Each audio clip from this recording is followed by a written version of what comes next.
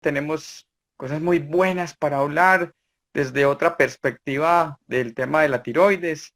Y entonces, la verdad, muy contento de tenerte por acá en el día de hoy.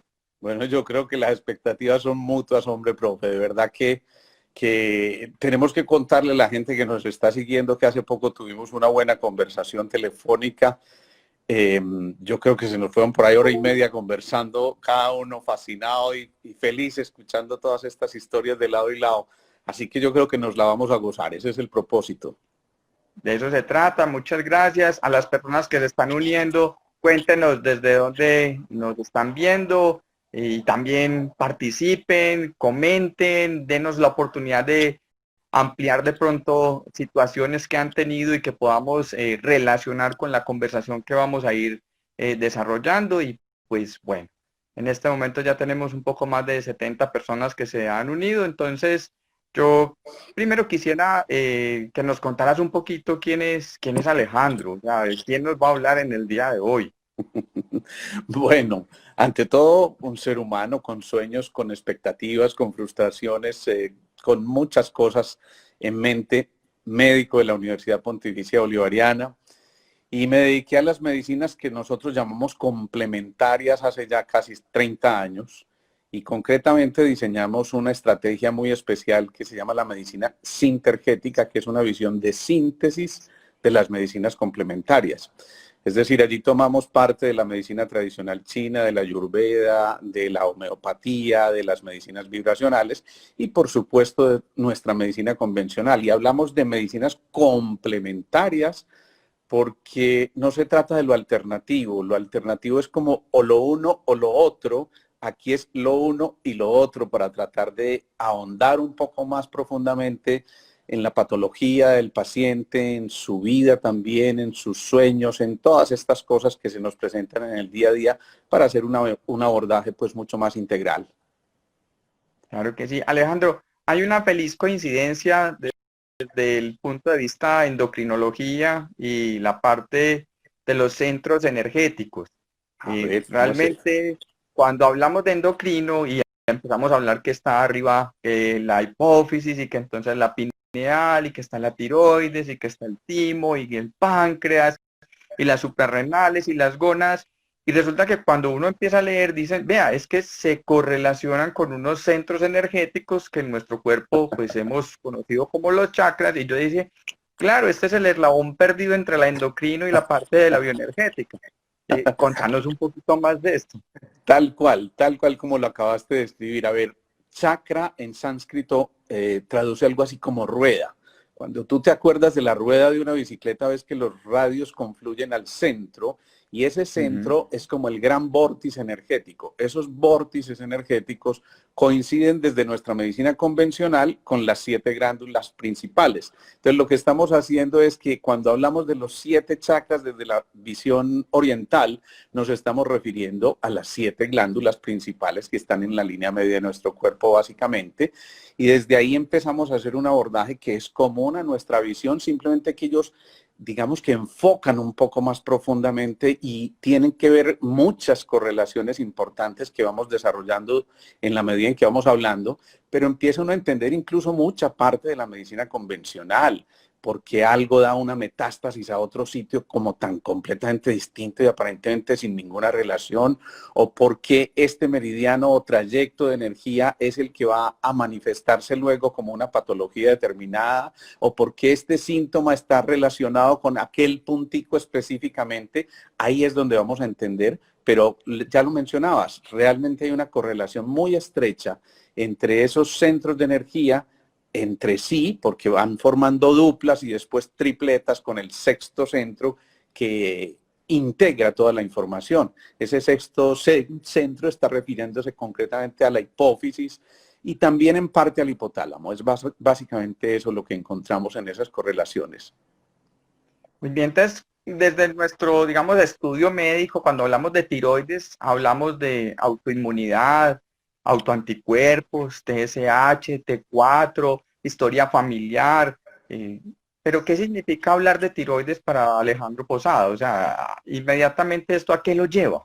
Bueno, mira, En esa visión oriental, a cada centro se le da un nombre muy especial. Al primer centro es Muladhara y así vamos ascendiendo, no los voy a repetir todos, pero cuando llegamos al quinto, ellos les llaman Vishuddha. Vishuddha es un término para referirse a un loto específico de tantos pétalos. Ellos hablan de unidades vibracionales. Entonces, cada uno de los centros tiene un número de unidades vibracionales que en la medida en que vamos ascendiendo nos vamos acercando a este cuello de botella tan importante, que además representa anatómicamente el cuello, pero que nos está haciendo recordar que hay unos centros inferiores que están haciendo que el hombre vaya adquiriendo esa madurez, esa evolución que va ascendiendo desde el primer centro cuando nos relacionamos con lo mineral. Recuerda que el primer centro es el riñón que maneja, digamos que toda esa filtración importante, pero que también contiene metales. El segundo centro representando lo que tiene que ver con todo el reino vegetal, el tercero con el reino animal, el cuarto con el reino humano y el quinto que ya es como la antesala a la comunicación con el alma, la conquista del polo neurosensorial donde nos vamos a encontrar precisamente tal vez con la mayor evolución del ser humano, que es la conquista de esa conciencia, de una esfera superior en la que nos vamos a conectar de otra manera desde el punto de vista humano como tal. Cuando hiciste así, inmediatamente me hizo acordar de la imagen característica de eh, qué sentís cuando tenés algo que expresar y no poder hacerlo. El taco en la garganta. Sí, sí, sí. Entonces, realmente podría haber alguna relación entre esa falta de expresión, entre la no comunicación, entre el no realizar lo que yo quería, con que terminemos manifestando algo dentro de la tiroides. Claro, esa expresión es perfectamente descriptiva. Se me hace un taco en la garganta, se me hace un nudo en la garganta, dicen muchos. Te voy a contar para responderte esa pregunta, profe, una cosa muy especial que me ocurrió alguna vez. Yo iba a dictar por primera vez uno de mis seminarios internacionales en Chile y estaba allí frente a 200 colegas. Yo había preparado esto perfectamente, pero cuando salí vi toda esta gente, los médicos allá sentados esperando ansiosos con una cosa completamente novedosa para ellas. Yo dije, Dios mío, ¿y aquí yo qué voy a hacer? Bueno, mientras metí la mano al morral para sacar el puntero, para señalar las diapositivas, no sé por qué a estas alturas, de verdad que no sé, me encontré un pequeño librito del Nuevo Testamento. Jamás había cargado yo ese librito, nunca, nunca. Pero no sé por qué apareció ahí y lo cierto es que yo digo, bueno, esto tiene algo que decirme. Abro al azar y digo, y en el principio era el verbo y el verbo era con Dios y el verbo era Dios. Juan, capítulo 1, versículo 1. Pues bien, como quien dice, me estaban diciendo, tranquilo que no es usted el que va a hablar, voy a ser yo, el de por allá arriba, ¿sí? Y realmente el quinto centro tiene que ver mucho con el verbo. Por eso cuando hablamos de alexitimia en medicina, la incapacidad para expresar las emociones y sobre todo en relación con la culpa, por ejemplo, tiene mucho que ver con ese nudo en la garganta que se hace. La no expresividad, el no drenaje de las emociones, la no manifestación de tantas cosas hace que precisamente desarrollemos ese nudo en la garganta, que en un principio es apenas como, digamos que una especie de aviso que se está haciendo, pero que luego en el tiempo, si esto se permite continuar, hace lo que se llama un nódulo en la garganta o algún proceso degenerativo como el que conocemos, es decir, ya se consolida directamente en la tiroides. De hecho, para nosotros la tiroides tiene que ver con el metabolismo, con la velocidad, con el, ¿cierto? Con el mantenernos en movimiento. Y Sí. a mí me ha llamado mucho la atención una cosa muy interesante desde otra de las miradas que tiene que ver como la tiroides como reguladora de los tiempos. De hecho, desde esa capacidad como de preguntarnos por qué quisiera tu cuerpo de forma inconsciente desarrollar el hipotiroidismo para que todo vaya un poco más lento y para poder yo alcanzar a hacer toda esa cantidad de cosas que en algún momento necesitaba hacer y que fui como con esa sensación de incapacidad de procesarlas o de hacerlas o de llevarlas todas al tiempo. Y en el hipertiroidismo también algo así como que, ¿qué fue lo que le pasó a usted tan grave? ¿Qué fue eso tan serio que usted quiere que esta página pase rápido? ¿Por qué queremos acelerar la velocidad? ¿Qué tal esa mirada desde el punto de vista como desde la parte del inconsciente, desde esa sensación como del por qué se desarrolla la enfermedad o qué hay detrás de la enfermedad para nosotros? A mí es que me parece fascinante estarte escuchando decir esto, porque es que si desde la medicina convencional, desde lo más, digamos, un poco más ortodoxo, con esa mente abierta que tú tienes siempre, estás identificando eso, es exactamente lo que significa para nosotros la tiroides. En la tiroides hay un conflicto continuo con el tiempo y recordemos, la vida es cuestión de ritmos, pero el secreto de los ritmos está en las pausas. Eso es muy importante. Si entendemos eso, vamos a entender también que el quinto centro, es decir, el quinto chakra, la zona de la tiroides o de la garganta, tiene que ver a su vez con los pulmones. Y los pulmones son los que marcan el ritmo decisivamente en nuestro cuerpo y esos pulmones son los que van diciéndonos a nosotros, bueno, vamos a hacer la pausa. Cuando llegábamos muy acelerados, yo recuerdo que el papá siempre le decía a uno, a ver, mijo, espere. Respire, respire. Como quien dice, haga la pausa. Lo mismo nos está diciendo la tiroides. Y es cierto, cuando estás mencionando esto del conflicto con el tiempo, a veces es por la prisa, pero a veces es exactamente lo contrario. Y recordemos que es que esa tiroides además está ahí al ladito de las paratiroides, que regulan básicamente el fósforo, ese elemento tan importante para encender, digamos, el botón de encendido, pero también el calcio y el magnesio, que son tan fundamentales en esto del intercambio iónico en la membrana celular. Eso a mí me parece absolutamente fascinante, pero recordemos que el calcio y el magnesio son los dos componentes esenciales para lo que llamamos el movimiento. Así que si hablamos de tiempos es porque lo estamos relacionando normalmente con un ritmo, con una pausa, y eso implica movimiento también. Por eso lo hiper o lo hipo, como bien lo describiste, tiene que ver mucho precisamente con con qué aspecto del conflicto por el tiempo se está relacionando el paciente. Si está queriendo detener el tiempo porque simplemente no le alcanza el tiempo para todas las obligaciones que tiene, o si al contrario está pidiendo la pausa, también entonces se vuelca hacia el hipotiroidismo, ¿no? Claro, hay una cosa muy interesante y es que en la consulta, lo que decías ahora, esto es un trabajo complementario.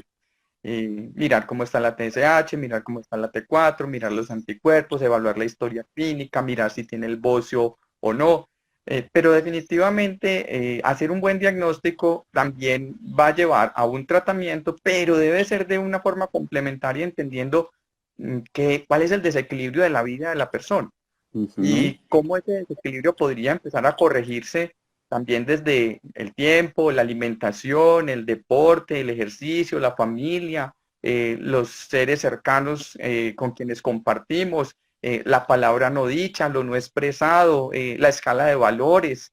Entonces, hay una cantidad de cosas que creo que es un trabajo súper complementario y súper bonito que vale la pena siempre tener como en mente. Así Eh, es. con respecto con respecto a la tiroides y a la parte de alimentación, Alejandro, hay algo que se ha planteado bien interesante desde el punto de vista de microbiota intestinal, permeabilidad intestinal, autoanticuerpos, enfermedad tiroidea, gluten. ¿Qué nos podrías de pronto como desde tu óptica complementar? Hoy está bastante en boga la famosa medicina funcional, que se encarga casi que, si ustedes los internistas se encargan de la filigrana, esta sí se encarga de la filigrana de la filigrana. Y eso es bien interesante porque hemos visto realmente que en ese intestino está cerca del 75% del proceso o de la capacidad inmune del organismo. Pero digámoslo en términos claros, porque aquí no todos son médicos y gente que apenas se asoma por primera vez a estos temas, es como si las bacterias, que entre otras cosas en nuestro cuerpo tenemos algo así como 10 veces más bacterias que células, si las bacterias estuvieran tratando de salirse de esa parte del intestino y entonces hay una barrera que protege esa salida, pero ocasionalmente hacen esto. se filtran y al filtrarse entonces empiezan a actuar como una especie de cuerpo extraño en el organismo, porque si están en un sitio adecuado, pues perfecto, pero si no, si están por fuera es como si esto fuera una especie de metástasis fisiológica y eso lo interpreta el sistema inmune. Esto es bien interesante porque ahí al ladito de la tiroides está el cuarto centro que está en relación con el timo, que a nosotros nos dijeron en la universidad cuando nos formábamos que era una especie de remanente anatómico. Como quien dice, eso no sirve para nada. No, Y no, hoy, claro, y hoy la medicina lo ha rescatado como tal vez el gran modulador de nuestro sistema inmunológico. Entonces vemos, por ejemplo, patologías como el Hashimoto y algunos otros tipos de tiroiditis o antecedentes de infecciones como el virus de Epstein-Barr o el citomegalovirus, que han dejado huellas desde el punto de vista inmunológico y que al filtrarse estas microbiotas, esta bacteria, hay un microbioma y hay una microbiota, esa microbiota cuando se empieza a filtrar, empieza a sensibilizar y el timo inmediatamente prende las alarmas y toca frecuentemente al órgano más cercano, que es el órgano de la tiroides. Precisamente desde allí se encuentran muchas cosas, pero aquí hay otra cosa fundamental, profe, y es la siguiente. Cada órgano tiene una pareja con la que se relaciona. Así, por ejemplo, el riñón se relaciona con la vejiga, el hígado con la vesícula biliar, el corazón con el intestino delgado, el pulmón con el intestino grueso. Y esto es bien importante porque ese quinto centro, ya lo decíamos, además de la tiroides, tiene que ver no solamente con el pulmón, sino inclusive con los senos desde el punto de vista energético, aunque anatómicamente estén en el cuarto centro, pero también con la articulación temporomandibular, con el tallo cerebral. Y ese pulmón, a su vez, se conecta con el colon. Por eso es frecuentísimo encontrar que cuando se afecta el pulmón, se afecta luego el colon o viceversa. Si hay algún tipo de alteración, por ejemplo en las microvellosidades o una alteración en esa microbiota de la que estábamos hablando y se forma lo que se llama el síndrome del intestino permeable, es muy frecuente que se manifieste luego a nivel del quinto centro, haciendo este tipo de patologías autoinmunes y que alteran, por supuesto, el buen funcionamiento de la glándula como tal. Aquí nos están preguntando que qué es realmente la tiroiditis de Hashimoto. Si me permitís, yo lo voy a expresar desde lo que yo occidentalmente sabemos. Es que tiroiditis habla de inflamación. ¿Listo? Hay una inflamación que puede ser aguda o una inflamación que puede ser crónica. La forma que llamamos tiroiditis aguda es una persona que tuvo una infección viral. Se inflama la glándula y libera la hormona y pone a que todo vaya rápido como en un acelere. O sea, realmente es como una forma transitoria de hipertiroidismo. Es una forma muy rápida que se mejora. Algo así como una gripa dentro de la tiroides. Esa es la tiroiditis subaguda. Pero la tiroiditis crónica, o sea, es un fenómeno donde hay inflamación dentro de la tiroides, hace que la maquinaria donde uno se encarga de producir la hormona se vaya perdiendo. Entonces, si usted tenía una fábrica, tenía 100 empleados, después tiene 90, después tiene 80, después tiene 70. Y llega un punto en donde sencillamente ya la producción que el cuerpo tenía, pues ya no se logra cumplir y entonces van a haber manifestaciones de esa falta de esa producción hormonal. Porque la hormona viaja por la sangre y tiene que ver con el ánimo, la energía, la pila, la concentración, la capacidad de definir, el movimiento intestinal, el cabello, las uñas, bueno, una cantidad de cosas. Entonces, cuando el origen de esto tiene que ver con la forma de herencia o con lo que llamamos autoinmunidad, o sea, el propio cuerpo haciendo que el cuerpo trabaje lento, es lo que vamos a conocer como la tiroiditis de Hashimoto o tiroiditis autoinmune crónica. Esto es lo que desde la parte occidental podríamos decir que es la tiroiditis de Hashimoto.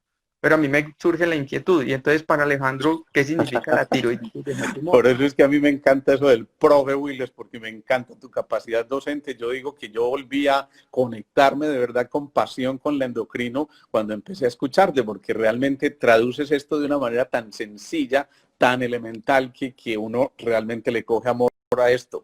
Pero es verdad, es exactamente eso. Cuando hay ese tipo de afecciones, generalmente de tipo viral como antecedente, entonces ya se deja una especie de huella inmunológica y el cuerpo empieza a reaccionar, a generar ese tipo de respuestas que pueden estar en un principio en lo hiper, pero después que tienden en ese dipolo yin-yang a irse hacia lo yin, hacia lo más pasivo. Digamos que el yang es la fuerza máxima de expresión y el yin es, digamos, la calma, el sosiego, todo esto. Ese dipolo continuo que se está moviendo en nuestro organismo es el que manifiesta y expresa a través de los signos o síntomas algún tipo de patología como tal. En este caso, muchas de las tiroiditis de Hashimoto yo estoy convencido de que ocurren no solamente por la infección viral que se tuvo, sino por una predisposición que había en ese cuarto centro.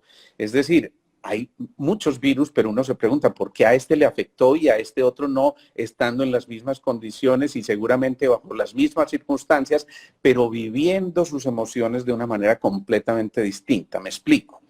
A 3 personas se les muere la mamá y a uno dice, pobrecita, estaba sufriendo mucho, siquiera se fue.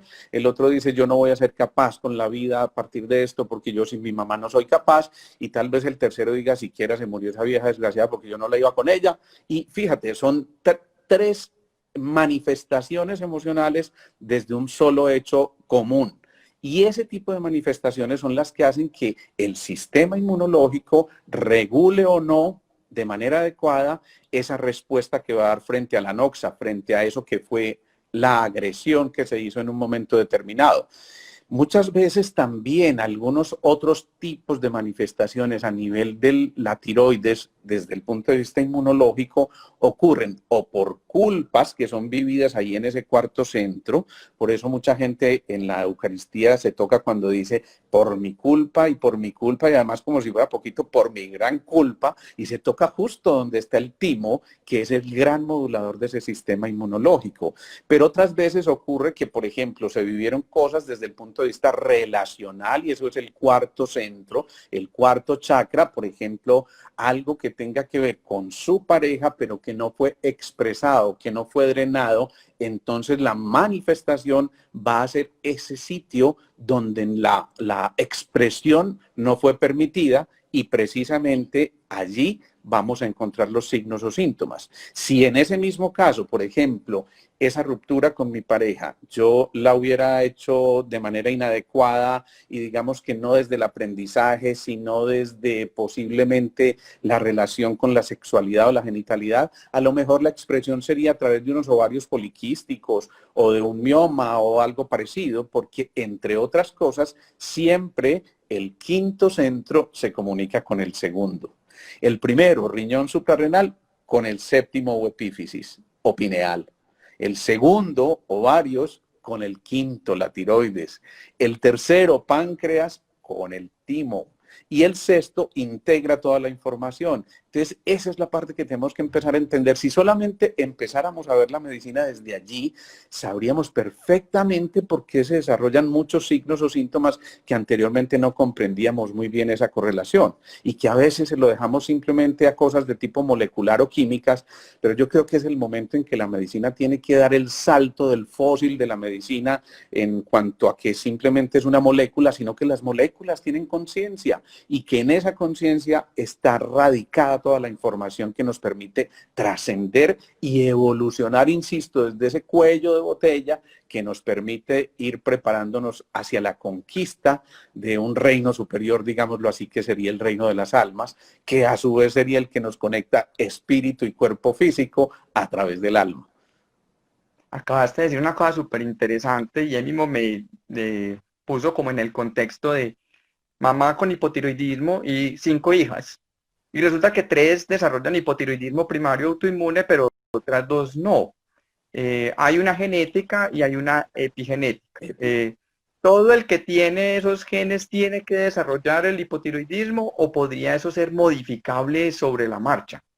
Me encanta esa pregunta, profe, me encanta esa pregunta porque en medicina, en nuestra formación convencional, nos enseñaron que el 90% de las manifestaciones dependían de los genes, pero nosotros tenemos ya una visión un poco más ampliada y hablamos de la epigenética. Es un término del que se empezó a hablar tal vez hace 15 años, tal vez creo yo, Y hay alguien, entre otras cosas, que les recomiendo que lo revisen, es Bruce Lipton. Escribió un libro que se llama La biología de la creencia. Espectacular ese libro, muy sencillo, fácil de leer, pero él empieza a mencionar que muchos de los genes están ahí, pero que la expresión, la manifestación de esos genes depende de cómo estemos viviendo nuestra emocionalidad. Es decir, o cómo estemos relacionándonos con el entorno. Lo que está por fuera de los genes, el entorno, pero además mis propias vivencias son las que finalmente hacen que se manifieste o no ese gen que estaba ahí, digamos que latente, dormido. Así que de nosotros depende en gran parte que si esa mamá tuvo el problema de la tiroides o tuvo una hipertensión o tuvo una diabetes, esto se ha manifestado en nosotros. Hay gente que de una vez casi que se autorrotula, soy hijo de hipertensos, entonces seré hipertenso. No, ¿y qué tal si renunciamos a eso? El que cree, crea. Quinto centro, el que cree, crea, y eso me parece súper importante porque el quinto centro es la creatividad psíquica. El segundo, su par, es la creatividad física. Digamos que allí se alojan los bebés, pero aquí se aloja toda la creatividad que va a ser expresada también a través de los diferentes actos llenos de coherencia, de pensar, sentir y actuar en la misma dirección. Y con eso que acabas de decir de la coherencia, también nos pone en otro dilema de la medicina hoy en día. Estamos cada vez encontrando más personas con cáncer de tiroides. Y una de las explicaciones centrales es la múltiple realización de ecografías para las personas y el hallazgo de micronódulos o de pequeños nódulos que sabemos en la gran mayoría de la tiroides van a ser benignos. Pero con eso también entonces se encontraron más nódulos, empezaron a hacer más punciones y finalmente a encontrar más microcarcinomas papilares de tiroides que pues afortunadamente tienen un excelente pronóstico, que estamos diciendo que sobrevida a 20 años más de un 97-98%, y que entonces eso nos dice, bueno, en la balanza tenemos que ser cuidadosos en no pedir exámenes sin necesidad y en tampoco puncionar a todo el mundo que tenga un micronódulo en la tiroides, pero eso es desde el punto de vista occidental. O sea, a ver, ¿por qué Alejandro cree que hoy encontramos más nódulos en la tiroides o más pacientes con diagnóstico de cáncer de tiroides, además de la búsqueda intencional? Mira, esto es bien interesante. Curiosamente, en la época de las comunicaciones, cada vez nos comunicamos menos. Estamos pegados de un aparatico, chateando, enviando un mensaje, pero esto de verbalizar, de expresar, frecuentemente no lo estamos haciendo. La enfermedad sigue una especie de secuencia. Primero hay secreciones, mocos, hay congestión, eso se empieza a consolidar, se espesa, se van formando grasas y cosas que se acumulan, pero con el tiempo ya se consolidan y se depositan y se generan procesos de tipo degenerativo. Es muy frecuente que antes de ese cáncer de la tiroides el paciente haya tenido, digamos que como en los toros, un primer aviso, ¿sí? La vida te dijo una cosa y te dio una cachetada. ¿Aprendiste? Perfecto, vamos adelante. Pero no aprendiste, te da otra cachetada. Y a la tercera cachetada te dice, bueno, usted no quiso entender, ¿no? Muchas veces ocurre que en el cáncer de la tiroides hay una manifestación concreta y es la no expresión de muchas cosas, pero, ojo a esto, en relación con los valores, con lo que nos enseñaron desde un principio que eran nuestros simientes, nuestro polo de apoyo, nuestro polo de anclaje, y cuando eso se altera y cuando se transgreden esos tipos de situaciones, entonces nos van a llevar a que se consolide como un proceso ya degenerativo. Te voy a poner un caso que es bien diciente para mí. Esta era una chica de 32 años, absolutamente sano, ningún antecedente especial. De pronto empezamos a notar que su cuello estaba ahí como con esa alteración que uno dice, ¿será, no será? Bueno, viene la ecografía, en efecto en la ecografía dicen, no, no hay como nada así especial, no vale la pena, seguimiento y punto, ¿sí? Pero después resulta que esta chica se ve enfrentada a una situación en su puesto de trabajo y es que alguien, su jefe, le dice, mira, vienen los jefes de Bogotá y vamos a tener que maquillar este informe para ellos porque si les decimos cómo están las cifras reales, con toda seguridad que todos vamos a perder el puesto. Ella empieza a entrar en una especie de conflicto con ella misma y dice, no, esto yo no lo puedo aceptar, es que esto va contra mis principios, mis valores, y ese valor es precisamente el que toca con el anclaje, que es la parte que puede generar ese proceso de la alteración ya mucho más compleja desde el punto de vista del desorden celular o la degeneración celular. Pues ella escucha esto y el tipo le dice, mire, o usted se calla o piense que ahí está su papita y se va a tener que ir de la empresa.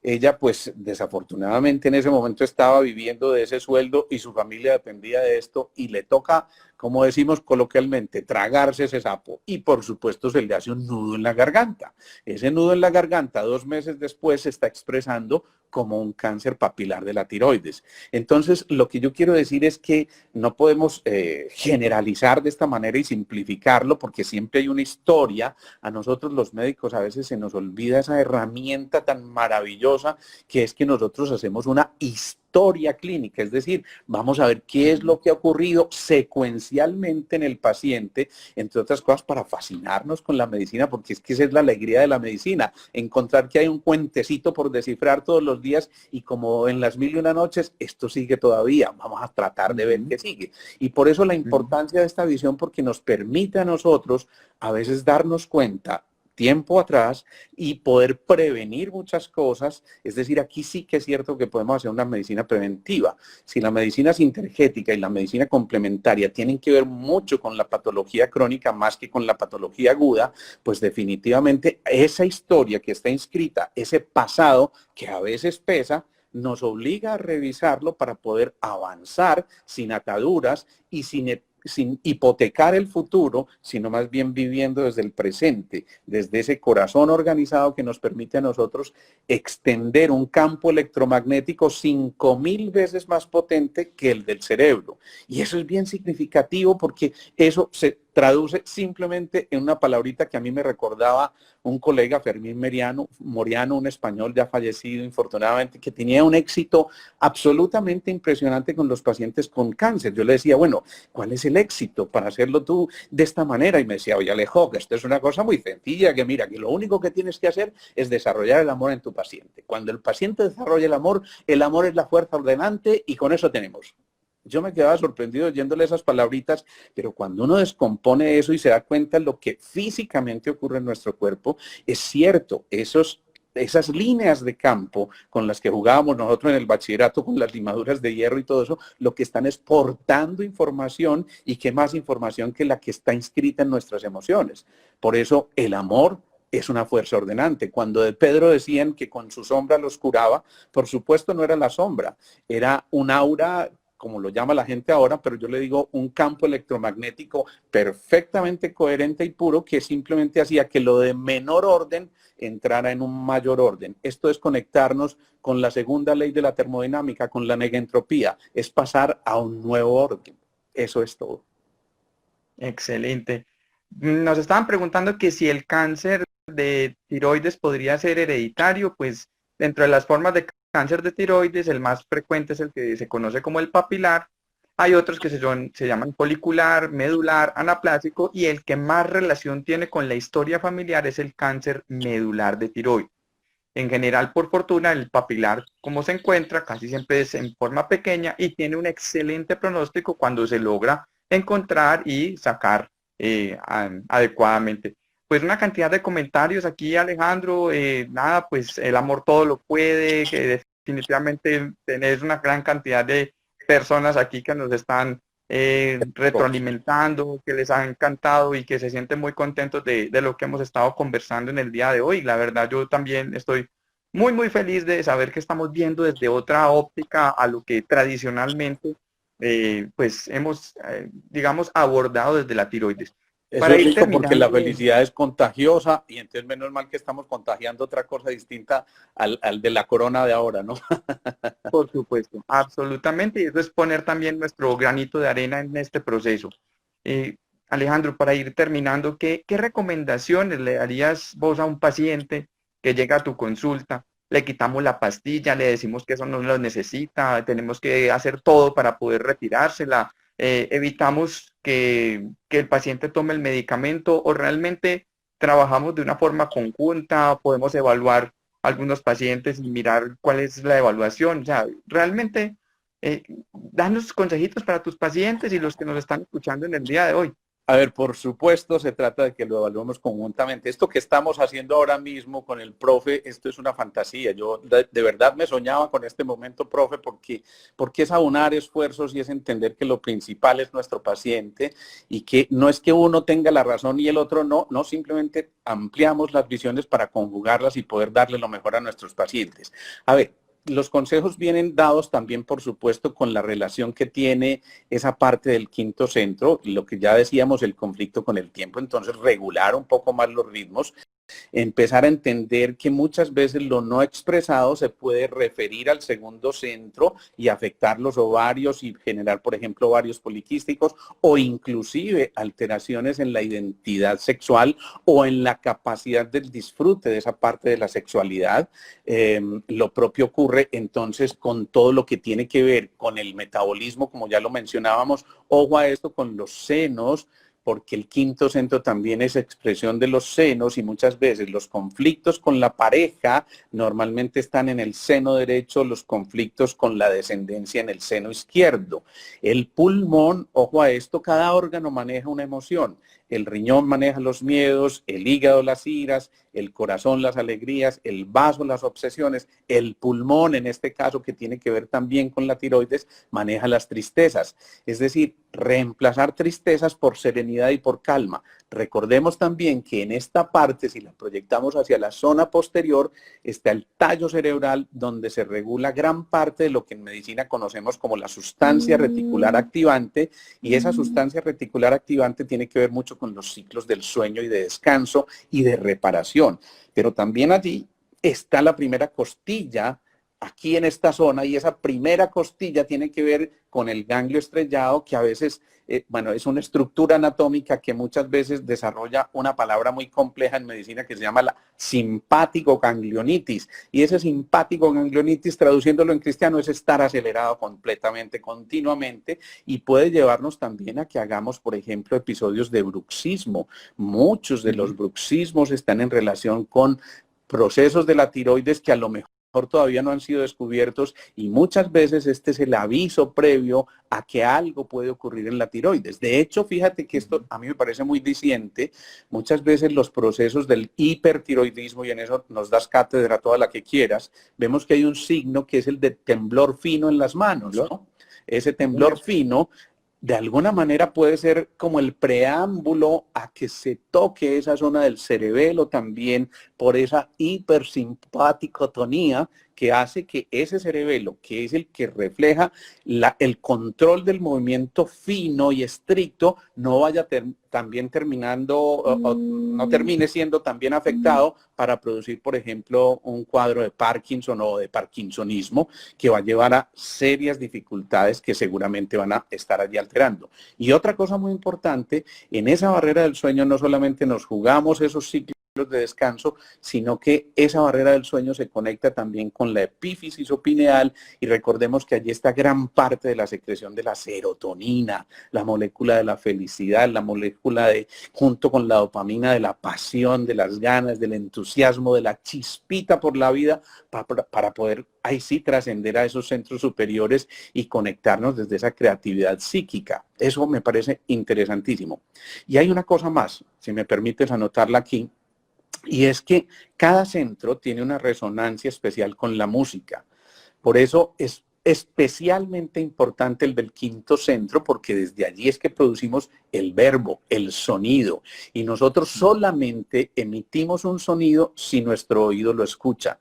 Si el oído no escucha una nota determinada, no es capaz de pronunciarse a través de la palabra, y esto para mí es muy significativo, porque primero se formó el corazón, inmediatamente después embriológicamente el oído y después la lengua, como quien dice, escuche a su corazón para luego hablar. De esa manera, esto está diciéndonos que cada uno de nosotros vino a pronunciar su propia nota. A veces, una nota musical, sabemos que una nota musical es un patrón frecuencial, como el azul que le corresponde a la glándula tiroides. Cada chakra también está en relación con un órgano determinado, con un color determinado. Entonces, ese azul, por ejemplo, equivaldría a la nota sol en la escala musical. Y lo que estamos hablando no es ni del sol ni del azul, sino de un patrón frecuencial determinado que entra en resonancia a vibrar en una frecuencia exquisita y además selectiva desde el quinto centro. Así que